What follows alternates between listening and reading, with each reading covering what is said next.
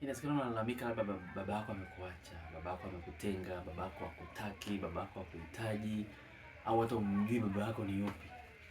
Wewe unamjua tu mama yako tu, basi lazima umjue. Ngoja nikwambie kitu.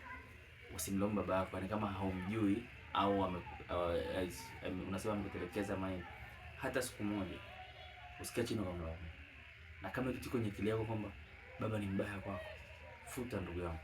Yaani ifute kuanzia leo, kwa sababu hakuna baba yoyote ambaye ni mbaya kwa mtoto wake. Yaani anajua kabisa hii ni damu yangu kabisa, hii ile pale inafanana na mimi.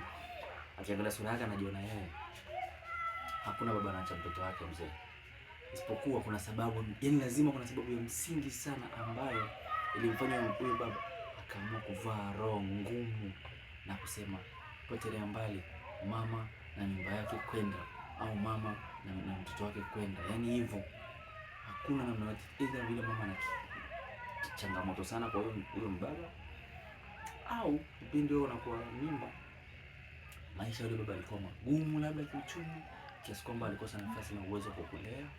So usimlaumu baba yako kama hiyo kitu, futa. Na kama hujawahi kumtafuta baba yako, kamtafute kwa nguvu zote, msamehe pale ambapo unahisi anakosa, kwa sababu hana kosa.